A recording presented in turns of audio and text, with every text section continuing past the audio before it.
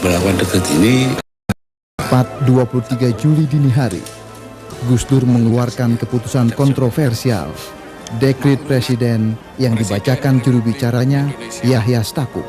Setelah melihat dan memperhatikan dengan seksama perkembangan politik, sontak keputusan Gus Dur ini mengundang reaksi keras berbagai kalangan. Mulai dari tidak adanya dukungan dari TNI, seruan fatwa Mahkamah Agung bahwa maklumat Presiden Gus Dur bertentangan hukum, hingga MPR yang tetap menggelar sidang istimewa tanpa kehadiran sang presiden. Ironisnya, dengan serta-merta pula MPR melantik Megawati Soekarno Putri sebagai Presiden kelima Republik Indonesia.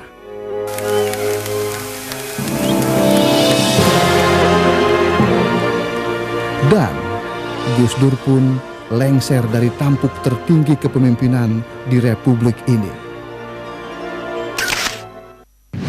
Ya, itu tadi rekaman saat-saat menjelang dicopotnya seorang Abdurrahman Wahid atau Gus Dur secara paksa melalui sidang istimewa MPR pada tanggal 23 Juli tahun 2001.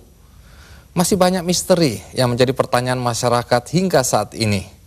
Untuk itu kita undang Abdurrahman Wahid atau Gus Dur untuk tampil di Kikendi menjelaskan berbagai pertanyaan yang masih mengganjal tadi. Termasuk apakah benar sampai saat ini Gus Dur belum menerima pencopotannya secara paksa tadi? Loh.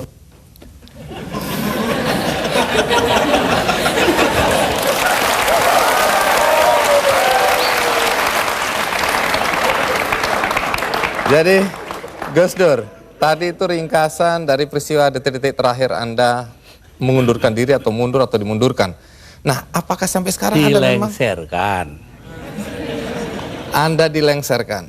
Apakah Anda masih tetap sampai saat ini tidak menerima dan menganggap itu tidak sah? Oh, enggak benar, enggak sah emang.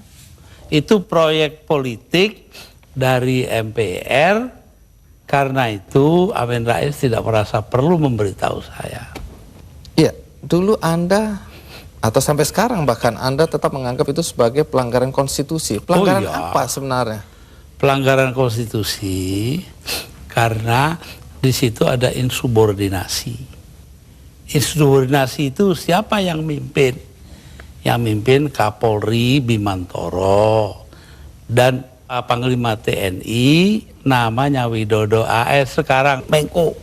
Udah itu apa adanya saya ngomongin.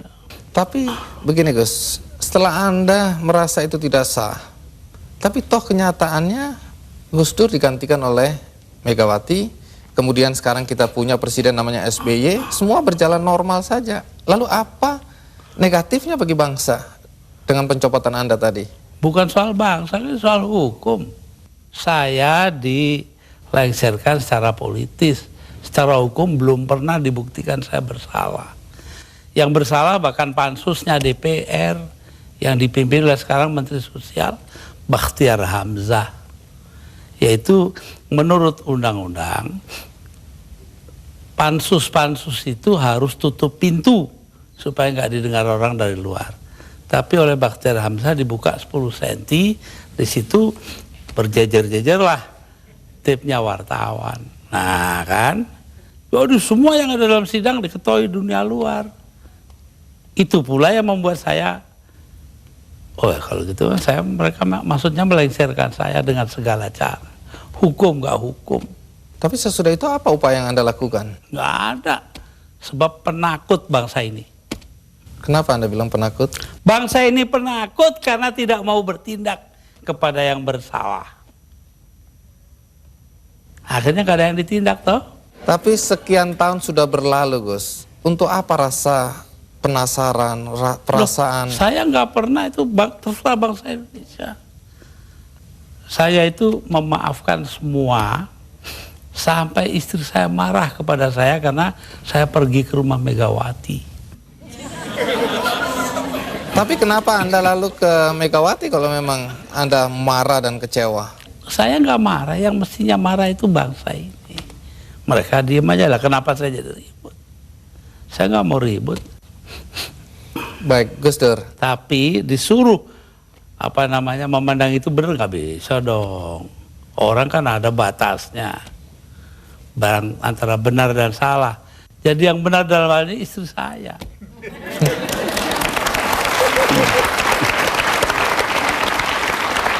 Tapi kenapa Gus Dur nggak mau nurut Tanya sama dia, istri? jangan tanya saya dah. 300.000 orang, Mas, tanda tangan supaya saya jangan berhenti jadi presiden, tahu? Tapi saya bilang, daripada bangsa ini pecah dalam pertempuran, darah mengalir karena saya, mendingan saya lengser aja deh. Nah itu. Tapi omongan ini kan dibilang omongan ngawur, Gus. Karena faktanya ketika Anda bilang nanti jutaan orang akan datang masuk Jakarta, orang-orang dari Jawa Timur. Begitu ditunggu-tunggu nggak datang. Saya yang nahan kok.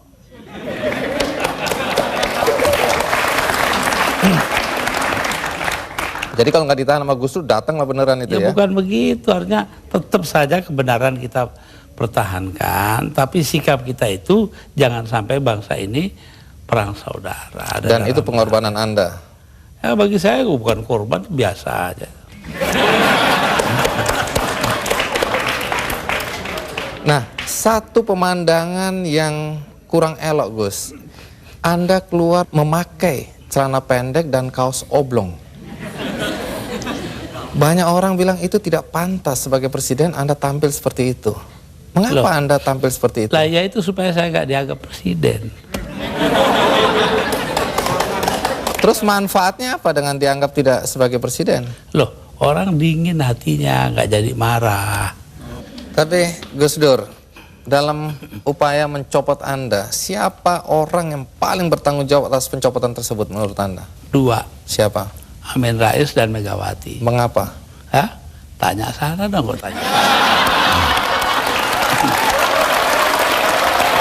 Nah, kalau memang Megawati dan Amin Rais dianggap orang yang paling bertanggung jawab atas pencopotan Anda, apakah Anda dendam sama mereka? Lah, ngapain dendam Mama Amin? Artinya Gus Dur sudah melupakan itu, sudah memaafkan. Maafkan, lupa sih enggak.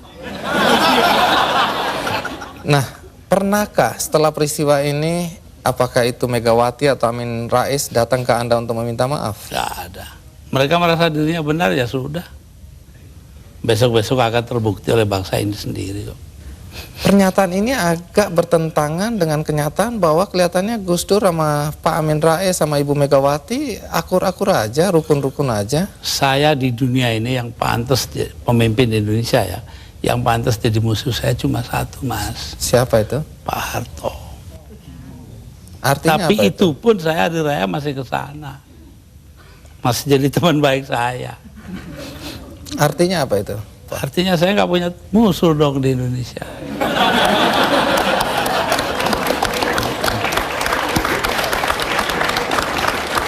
Ada satu hal, kita banyak mendengar bahwa teman-teman dekat Anda dulu menyesalkan kenapa Anda jadi presiden. Anda sebenarnya lebih layak menjadi guru bangsa, nggak usah ikut campur dalam perpolitikan yang nggak jelas itu. Saya diperintah oleh 5 orang sesepuh saya. Itu saja, kalau mereka memerintahkan apa saja masuk api. Tanpa perlu berpikir. Tanpa perlu berpikir. Kenapa begitu?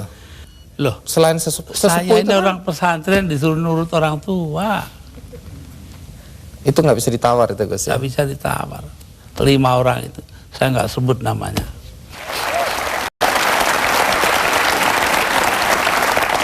Ya, Gus Dur, dalam 20 bulan sebagai presiden, prestasi apa saja sih yang sudah dicapai? Saya itu menjadi presiden di saat Indonesia menghadapi bahaya akan terurai. Kelompok-kelompok separatis ada di mana-mana. Jadi saya berangkat keliling-keliling dunia itu 80 kali dalam 20 bulan. Jadi 4 kali 1 bulan. Itu tugas saya cuma satu. Apa? Yaitu membuat supaya integritas wilayah Indonesia ini tetap. Itu aja, nggak ada pikiran lain toh saya. Tapi ada yang menuduh. Dan ternyata berhasil toh. Kita tetap satu negara hari ini. Jadi Gus Dur merasa itu karena jasa Gus Dur? Bukan, artinya tugas saya begitu. Perkara saya berjasa itu adalah soal kedua. Tapi ada yang menuduh bahwa Gus Dur ini sebenarnya menggunakan aji mumpung. Mumpung jadi presiden, dibayari negara, keliling jalan-jalan. Alah, nanti sejarah akan membuktikan. Tapi Gus Dur, perjalanan Anda itu menelan biaya sampai 52,7 miliar. Ya, tapi eksistensi Indonesia sebagai satu negara harganya jauh lebih tinggi. Jadi nggak bisa dipersoalkan itu biaya. Nggak bisa dipersoalkan. Loh, kalau enggak kan udah dipakai oleh orang-orang brengsek itu.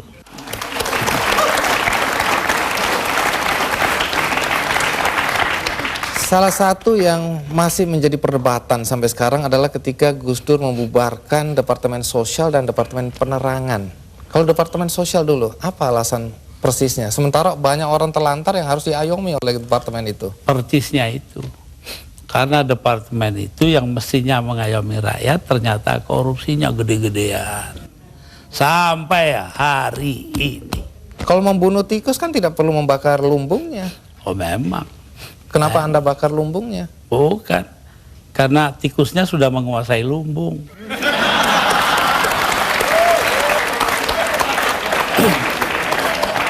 Depan dibubarkan. Kalau Depen jelas. Akibatnya sekarang pers itu sangat tidak terkontrol. Begini Bahkan pornografi sekarang merajalela. ya. Betul. Itu dosa Anda loh. Enggak dong. Dosa yang nyarin. Saya diapa-apakan itu saya bekerja menurut ketentuan Undang-Undang Dasar. Undang-Undang Dasar menjamin kebebasan berpikir. Dan itu hanya mungkin kalau Depen nggak ada. Sekarang nggak ada kebebasan berpikir. Tapi kalau kebebasannya seperti sekarang nggak ada yang kontrol, Gus. Loh, Siapa ya aja bisa. Kita kontrol nanti dong. Siapa yang mengontrol? Ya antara kita aja. Kenapa sih masyarakat juga penting peranannya kok? Memang hanya pemerintah aja. Baik, Gus. Satu lagi hal yang dicatat ketika Anda menjadi presiden dan agak kontroversial, yaitu masalah PKI. Banyak orang begitu khawatir ketika Anda dulu mencabut TAP MPR nomor 25 MPRS 1966. Sebab bertentangan dengan Undang-Undang Dasar, Mas. Tapi itu ada kesan pembelaan Anda terhadap orang-orang ex-PKI Ya dan terserah, keluarganya. kesan nggak kesan terserah. Apa alasan Yang Anda? terpenting itu bahwa tugas mengucilkan PKI itu bukan tugas negara. Itu yang penting. Apa artinya pemisahan agama dari negara kalau negara ngurusin segala hal? Padahal yang menentang PKI kan cuma beberapa gelintir orang aja. Jadi Anda tetap merasa bahwa apa yang Anda lakukan mencabut TAP MPR itu benar? Benar karena bersamaan dengan Undang-Undang Dasar gitu loh. Kenapa? Karena memang Undang-Undang Dasarnya begitu, mau diapain? Begitu itu bagaimana? Ya melindungi semua. Ya itu hasil daripada 7 abad lamanya kita berpancasila tanpa nama, yaitu yang dinamakan Bhinneka Tunggal Ika. Berbeda-beda tapi satu tujuan. Nah ini yang penting kita ngelihatnya dari situ. Kalau belakangan ini ada kekhawatiran PKI akan bangkit? Kenapa takut? PKI aja ditakuti.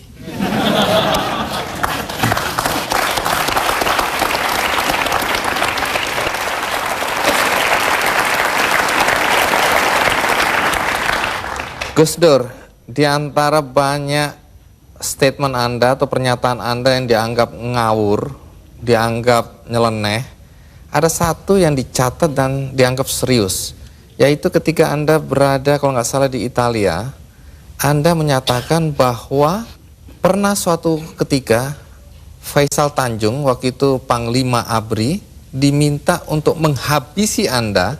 Jadi yang minta adalah Pak Harto. Anda dan Megawati ingin dihabisi. Dan statement itu terbuka loh, Gus Dur.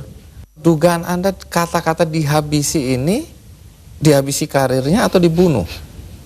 Tanya Pak Harto. Kenapa? Karena Faisal Tanjung mengucapkan itu. Lalu Pak Wiranto sebagai Panglima Kostrad nelpon saya, Gus, Panglima saya kok bilangnya begini-begini ya. saya anggap itu soal politik lah. Pak Harto juga bukan soal pribadi kok, itu soal politik. Politik mengharuskan itu ya itu, tapi saya tahu juga kebiasaan Raja Jawa. Pak Harto kan anggap dirinya Raja Jawa. Apa yang dilakukan tangan kanan, tangan kiri nggak boleh tahu. Karena itu saya bilang sama Pak Wiranto, begini Pak Wir, tolong Anda pergi ke Pak Harto, tanya omongannya Faisal Tanjung yang begitu itu betul nggak? Apa jawabnya Pak Harto di Cendana kepada Pak Wiranto? Bahwa, wah nggak mungkin dong saya begitu. Megawati itu dilindungi ayahnya, Gus Dur dilindungi para kiai. Lah selesai sudah. Mau soal politik, saya nggak ada dendam pribadi, nggak ada. Malah saya terus terang aja, ini ada Yeni anak saya ini, ikut saya kemarin hari raya pertama hari Sabtu, saya soal Pak Harto, ya maaf-maafan hari raya sudah selesai, terus makan pulang. Ya, tapi ini kan untuk meluruskan sejarah, jangan sampai orang salah paham mengenai Ya, ini. Pak Faisal Tanjung juga secara terbuka mengklarifikasi bahwa tidak pernah ada itu. Jadi apa yang Anda ya, kalau bilang? Pak Wiranto dong, dia mengatakan Pak Wiranto bohong. Anda bilang ada operasi naga hijau, naga merah, itu kan orang bilang. Memang ya begitu, saya dengarnya kok. Gus Dur ini ngarang-ngarang aja. Ya saya nyatanya nanti sejarah akan buktikan betul tidaknya itu. Tapi Gus Dur sendiri pernah datang ke Pak Harto untuk mengklarifikasi ini? Nggak perlu ngapain. Tapi dari penjelasan Pak Wiranto memang Pak Harto bilang tidak pernah ada karena tadi itu ya. Kayak kemarin ini, saya ke tempatnya Pak Harto. Sepulang saya dengan suara terbata-bata karena Pak Harto itu sudah banyak lupa. Itu ngomong kepada para ajudannya. Ngomongnya apa? Saya pengen ngomong dengan Gus Dur panjang-panjang tapi nggak bisa. Itu tuh. Coba. Kenapa nggak bisa? Ya karena dia pelupa itu, terbanyak yang lupa. Pak Harto itu orang pinter loh. Jasanya bagi bangsa ini besar sekali walaupun dosanya juga besar.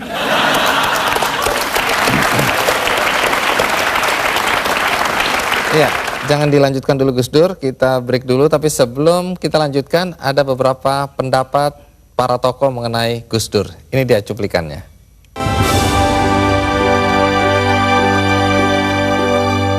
Gus Dur ini manusia yang langka dan kontroversial, aneh, tapi juga jenius. Gus Dur terlalu maju buat Indonesia. Jadi Indonesia sendiri belum siap untuk menerima pemimpin seperti Gus Dur. Maka dari itu terjadi kontroversi karena Indonesia sendiri masyarakatnya memang belum siap untuk memperoleh pemimpin seperti Gus Dur. Di mata saya Gus Dur adalah pertama yaitu kawan sahabat saya. Karena sebelum jadi presiden saya sudah kenal sama beliau, sering bersama-sama dalam dialog, dalam seminar, sebagai narasumber. Ya. Yang kedua, Gus Dur adalah juga atasan saya. Saya senang sebab sebelumnya presiden kita tidak pernah memberikan pernyataan kontroversial, tapi malah bertindak kontroversial dengan korupsi, kekerasan, dan penyembelihan hak asasi manusia. Jadi saya senang ada presiden yang memperjuangkan pluralisme, demokrasi, yang untuk Indonesia dianggap kontroversial. Sebagai pribadi dia orang yang paling memberikan kesan pada saya dalam hidup saya karena penuh dengan warna dan penuh dengan substansi. Itu saya mendatangi Gus Dur sebagai ulama yang diakui oleh 40 juta umat di Indonesia. Saya sangat mengidolakan Gus Dur, otomatis saya juga pastinya akan menghormati dan meyakini apa yang menjadi fatwa dari seorang Gus Dur. Pada saat Bapak Presiden merencanakan mengeluarkan dekret, terjadilah perbedaan pendapat. Karena sebagai Menko Polhuskam, saya menganalisa kalau dekret sampai keluar, keadaan akan semakin memburuk. Itu kira-kira mungkin sudah 20 tahun yang lalu ya. Nanti saya kenal Gus Dur sudah lama. Tapi mengenai koalisi itu akan secara alamiah nanti.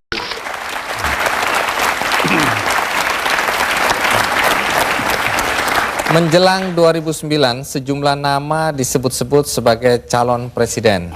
Selain SBY, Megawati, Yusuf Kala, nama Gus Dur juga mulai disebut-sebut. Dari segi popularitas, menurut Lembaga Demokrasi dan HAM yang terbaru, urutannya sebagai berikut. SBY 21%, Megawati 17,6%, Amin Rais 7,5%, Yusuf Kala Wiranto 4,9%, Gus Dur 1,5%. agak lebih dikit, 1,9% Gus Dur. Ayo. Lumayan, 0,4% lebih tinggi. Nah, kemudian Dan yang menang nggak disebut. belum ini. Gus Yang Dur. paling bawah itu.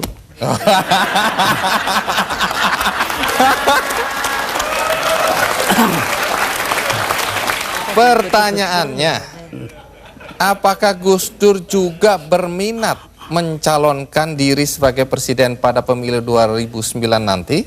Saya ini kalau diperintahkan oleh 5 sesepuh, ya saya akan jadi calon. Tanpa tim sukses, tanpa duit. Dulu begitu. Kalau Gus Dur maju tadi tanpa uang, tanpa macam-macam, lalu modal Gus Dur apa? Kepercayaan masyarakat. Apa Gus Dur yakin masyarakat masih percaya sama Gus Dur? Loh. Ayo ikut saya yuk, nanti kalau saya ke Situbondo 250.000 orang. Berbanding 100 atau 200 juta sedikit sekali itu Gus. Loh, kalau cuman dia lah banyak. Saya ini tiap 2-3 hari sekali, 2 atau 3 hari sekali ini kiai kampung. Kalau mau ikut nanti hari Kamis ke Cicalengka dengan saya, tempatnya Ajengan Said. Itu 3.000 kiai kampung. Kembali ke dalam konteks Gus Dur akan mencalonkan diri, katakanlah setelah mendapat restu dari 2 kiai lainnya. Pertanyaannya, dengan kondisi penglihatan yang terkendala ini Gus Dur, dan itu menjadi hambatan ketika Gus Dur dulu mau maju oleh KPU, dianggap bahwa tidak memenuhi persyaratan kesehatan fisik. Melanggar undang-undang. Tapi kan itu masih ada sampai sekarang Gus Dur. 4 buah undang-undang karena KPU-nya dibiarkan curang. Kalau kemudian itu terjadi lagi sekarang ini tahun 2009? Ya biar aja. Rakyat masih ada ini. Tapi Gus Dur berarti nggak bisa maju dong? Apa? Nggak bisa maju karena Saya itu terkendala oleh... nggak butuh maju kok. Orang tua itu kan punya solusi sendiri nanti. Ini sedikit berandai-andai Gus Dur. Kalau akhirnya Gus Dur tidak maju, siapa tokoh yang Anda anggap pantas untuk memimpin bangsa ini ke depan? Lebih dulu tanyalah, apa yang harus diperbuat bangsa kita. Bangsa kita ini paling kaya di dunia, kok jadi paling melarat sekarang? Artinya? Karena korupsi dibiarkan, tidak ditindak.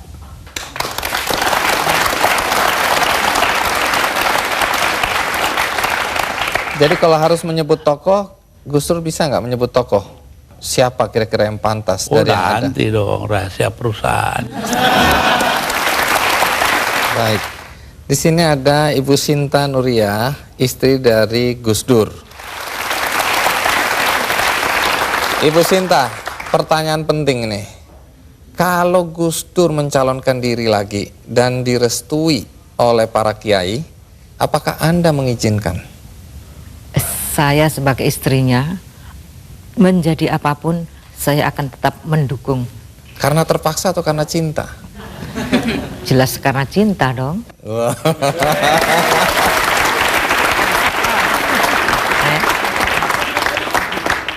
Tapi boleh tahu nggak, mana yang membuat Anda bahagia? Sebagai istri Gus Dur sekarang atau sebagai istri Gus Dur ketika menjadi presiden? Sebagai istri Gus Dur, baik sebagai presiden, sebagai orang biasa, sebagai kiai, atau sebagai apapun, saya akan tetap bahagia di sampingnya. Saya baca di biografi Gus Dur ini, dulu Anda ini cantik dan diperebutkan. Sekarang sih masih cantik juga. Tapi dulu Anda cantik dan diperebutkan oleh banyak pemuda. Tapi yang tidak terungkap di sini, mengapa Anda mau kawin sama Gus Dur? Karena itu adalah kehendak Allah. Yakin? Saya yakin. Saya dapat informasi katanya Anda dipaksa oleh paman. Paman siapa? Jadi Saya punya paman. ah, Nanti dulu. nanti dulu. Namanya Pak Aziz Bisri. Ya, dia marah. Loh kok Nurya itu mau aja salaman dengan Abah Kiai Bisri Sansuri, kakek saya dari ibu. Kenapa? Saya kan juga pengen salaman. Nah, itu paman ngiri. Oh. Ibu Sinta, apa sifat-sifat Gus Dur yang paling menyenangkan buat Anda?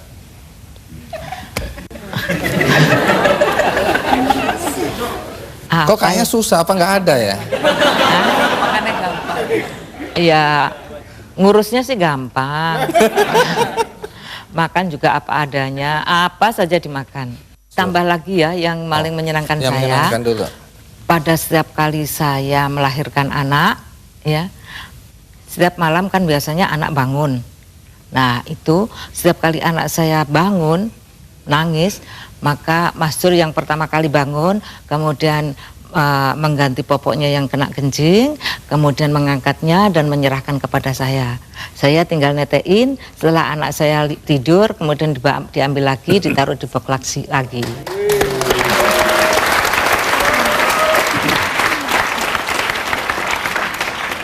Pertanyaannya, kalau yang menjengkelkan, apa sifat-sifat Gus Dur yang menjengkelkan? Yang menjengkelkan ya kalau urusan kesehatan susah sekali diaturnya. Sampai sekarang? Ya sampai sekarang. Baik. Nah, banyak yang tidak paham pada semua tindak atau banyak tindakan Gus Dur, langkah-langkah Gus Dur yang dibilang jurus dewa mabok gitu Gus Dur. Tapi Yeni kelihatannya bisa memahami Gus Dur. Kira-kira bagaimana kita bisa memahami seorang Gus Dur? Atau kita bisa menerima Gus Dur apa adanya, bagaimana caranya, Yen? Yang dikatakan oleh beberapa orang tadi yang diwawancara bahwa Gus Dur itu ahead of his time, sangat jauh melampaui zamannya. Jadi kalau ada seorang kiai dari Pandeglang mengatakan dengan sangat sederhana bahwa Gus Dur ini ibaratnya kepala lokomotif kereta Jepang yang sangat supersonik itu, sementara gerbongnya ini gerbong ya kereta kita sekarang gaya baru ekspres atau gaya baru malam atau apalah. Jadi terseok-seok nggak bisa mengikuti. Tapi satu hal bahwa Gus Dur ini selalu mendasari tindakannya kepada beberapa hal yang sebetulnya sangat simpel. Keinginan beliau adalah menciptakan perdamaian dan rekonsiliasi. Jadi seperti dikatakan tadi misalnya PKI dan lain sebagainya, itu hanyalah upaya, sedikit upaya bagaimana terjadi rekonsiliasi di antara sesama anak bangsa di Indonesia ini.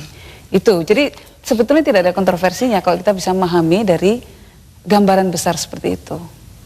Lalu soal tadi kebetulan karena saya ikut menemani pada waktu pakai celana pendek di halaman istana. Itu sebetulnya adalah upaya terakhir dari Gus Dur, ya waktu menjadi presiden masih, atau hari-hari terakhirnya lah, untuk mengajari bangsa ini, untuk berpikir mendahulukan substansi bukan bungkus. Nah, pada saat Gus Dur rajin mengkritik SBY waktu itu, Anda justru masuk menjadi staf ahli presiden. Ya. Apakah Gus Dur tahu atau Anda diizinkan? Sangat tahu, dan saya diizinkan. Ya. Tidak ada masalah, itu urusan dia. Tapi kan ini jadi orang bingung ini lihat, loh itu anaknya ya biar Gus Dur. bingung. Jadi Gus Dur tidak pernah ikut campur dalam kehidupan Anda? Tidak pernah. Gus Dur, ada satu misteri yang Anda harus ungkapkan pada kesempatan ini. Yaitu katanya kalau Gus Dur tidur, kita ngobrol, kita diskusi, Gus Dur bangun langsung nyambung. Apa betul itu, Gus? Saya dengarkan apa kata terakhir yang saya ingat ya. Nah tentu mereka belum bicara jauh, dari situ-situ aja pasti. Jadi karena itu saya, wah disangkanya saya denger.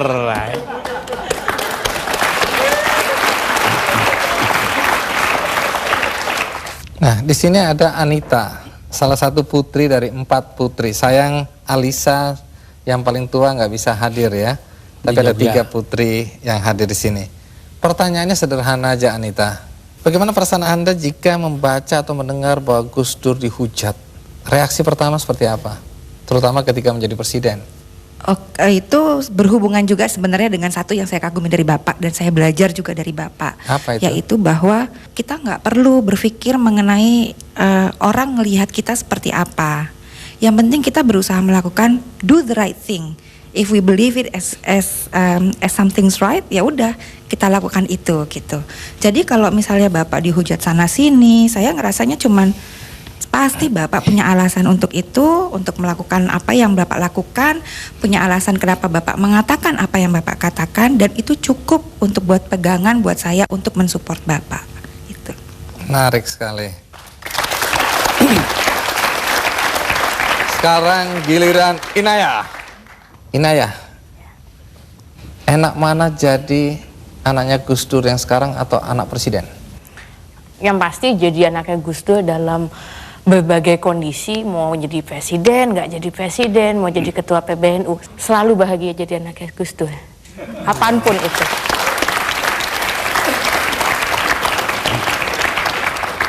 Di Metro TV ada program namanya news.com dan di situ ada figur Gus Pur yang meniru Gus Dur.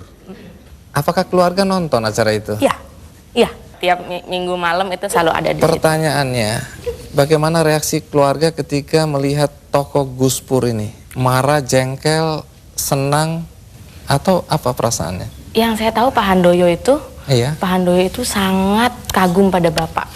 Dan saya sangat melihat bahwa apa yang dilakukan Pak Handoyo itu bukan apa ya, kok dalam bahasa Inggrisnya mocking ya, bukan mockery, tapi lebih karena itu bentuk penghormatannya beliau kepada Bapak. Jadi nggak perlu jengkel, sangat tidak perlu jengkel.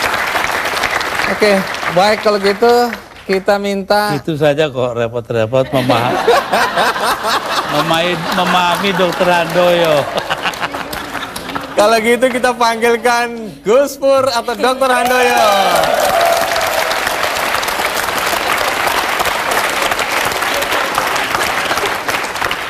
Ya, kalau orang bertanya, silakan duduk. Bagaimana sikap Anda terhadap Gus Pur? Saya bilang, itu advertensi gratis.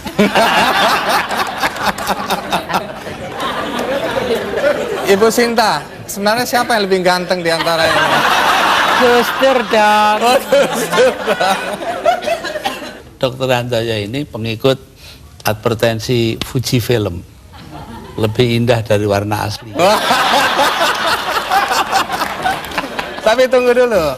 Waktu itu saya tanya sama Dr. Handoyo, Anda udah dapat izin belum dari Gus Dur untuk memerankan Gus Pur? Katanya sudah dapat izin. Apa betul, Gus? Ya, anggap aja udah dapat. Habis mintanya pun begitu, ya udah. Tapi sebelum kita lanjutkan, bagaimana kita lihat Dr. Handoyo menirukan Gus Dur menjadi Gus Pur di news.com. Ini dia cuplikannya. Gimana Gus? Kalau berani ya dituntut sana. Gitu aja kok repot. Iya. Jangan bawa-bawa saya ya. Saya tuh nggak ikutan. Saya datang sendiri, wong saya cuma mau silaturahmi. Gitu aja kok repot sih. Kritik itu penting loh untuk kemajuan. Gitu aja kok repot.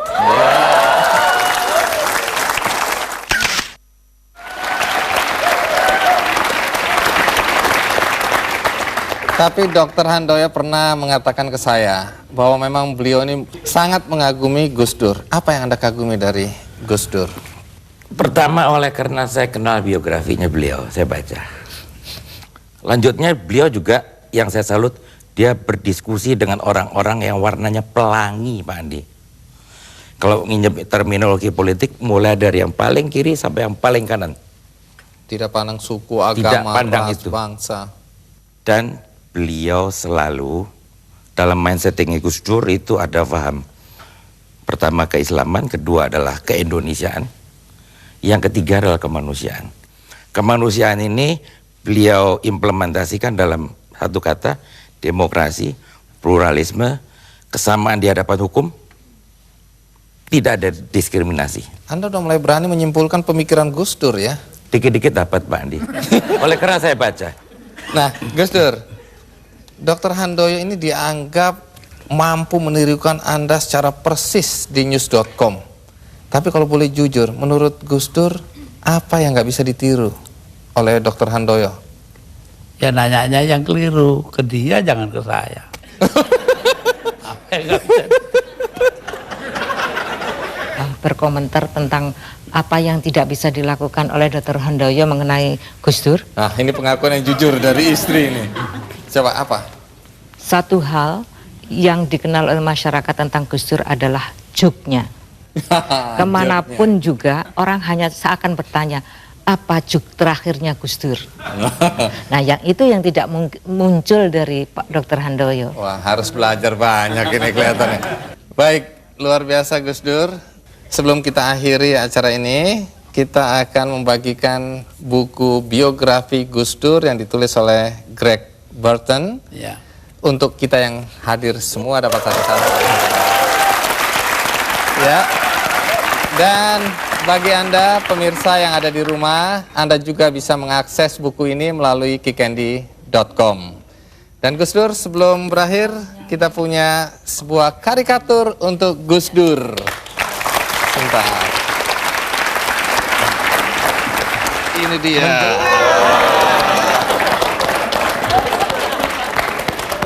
Jadi di sini digambarkan Gus Dur pakai kopiah dengan pakaian silat ya, jawara.